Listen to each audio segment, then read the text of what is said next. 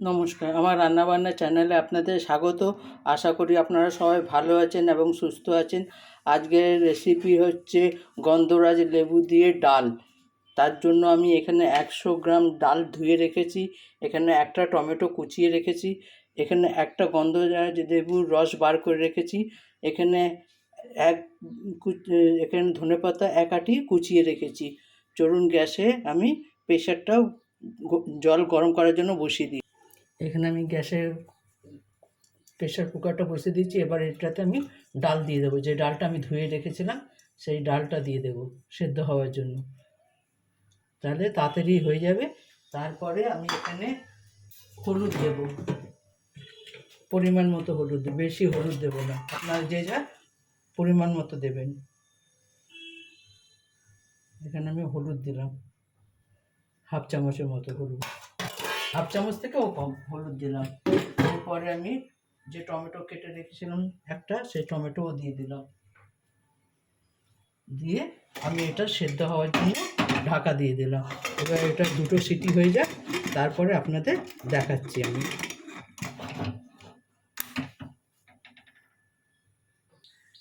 ডালটা সেদ্ধ হয়ে গেছে, এবার আমি ডালটা নামিয়ে দেবো। এবার ফোড়নের জন্য আমি কড়াটা বসিয়ে দিলাম। এবার আমি প্রেসারের গ্যাসটা বার করে নিই।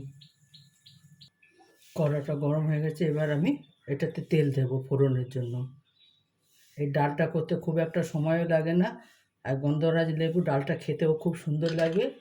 এটা ফোড়নের জন্য আপনারা শুকনো লঙ্কা দিতে পারেন, কিন্তু আমি কাঁচা লঙ্কা ব্যবহার করছি, কারণ আমি শুকনো লঙ্কা খাই না, তো সেই কারণে আমি কাঁচা লঙ্কা ফোড়ন দিচ্ছি। আপনারা চাইলে শুকনো লঙ্কা ফোড়ন দিতে পারেন।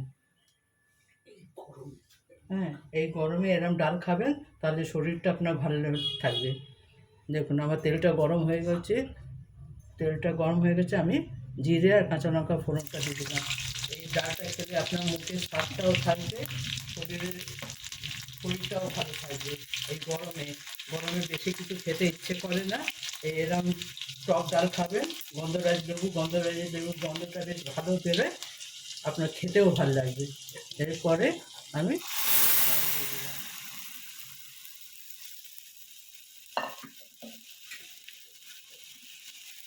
এটাতে আপনি সজনে ডাঁটাও দিতে পারেন, বেশ ভালো লাগে খেতে। এই ডালটা খুব খেতে ভালো লাগে। আপনারা একবার এইভাবে রান্না করে দেখবেন, অবশ্যই কমেন্ট করে আমাকে জানাবেন এটা খেতে কেমন হয়েছে। আপনারা কমেন্ট করলে তখনই আমি বুঝবো যে আপনারা আমার রান্নাটা দেখছেন। কমেন্ট সাবস্ক্রাইব অবশ্যই করবেন, তাহলে আমি আপনাদের কাছে নতুনত্ব রান্না দেখাতে পারবো, যেটুকু আমি পারি। এবার ডালটা ফুটে উঠেছে, এরপরে আমি ডালে যে ধনেপাতা কুচি রেখেছিলাম সেই ধনেপাতা কুচিটা দেব।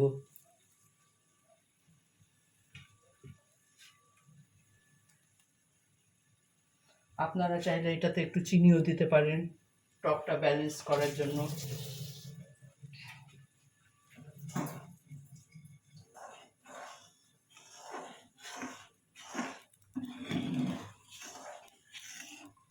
এই ডালটা করতে খুব বেশি আপনার 5 থেকে 10 মিনিট লাগে, তার বেশি সময় লাগে না, আর খেতে খুব দারুণ।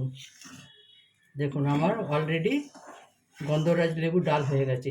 এরপরে আমি এই গন্ধরাজ লেবু যে রসটা বার করে রেখেছিলাম সেই রসটা দিয়ে দেবো। রসটা দিয়ে কিন্তু ফোটাবেন না, এরপরে আমি গ্যাসটা বন্ধ করে দেব। দেখুন আমার গন্ধরাজ লেবুর ডাল একেবারে রেডি। আপনারা অবশ্যই এইভাবে একবার করে দেখবেন, কেমন লাগে আমাকে অবশ্যই জানাবেন। দেখুন আমার গন্ধরাজ লেবুর ডাল একেবারে রেডি। এবার নামিয়ে নেব। দেখুন আমার গন্ধরাজ লেবু দিয়ে ডাল একেবারে রেডি। আপনারা এইভাবে একবার অবশ্যই রান্না করে দেখবেন, কেমন হয় আমাকে কমেন্ট করে অবশ্যই জানাবেন যে খেতে কেমন হয়েছে। গরমকালে এটা খুব ভালো খেতে, শরীরেও খারাপ করবে না। এই গরমকালে পাতলা ডাল, টক টক ডাল খেতে ভালো লাগবে। আমার চ্যানেলটা দেখার জন্য আপনাদের ধন্যবাদ। আপনারা এইভাবে আমাকে সাপোর্ট করবেন, আমার চ্যানেলটা দেখবেন। ভগবানের কাছে প্রার্থনা করি আপনারা সবাই সুস্থ এবং ভালো থাকেন। আমার চ্যানেলটা দেখার জন্য ধন্যবাদ। Thank you.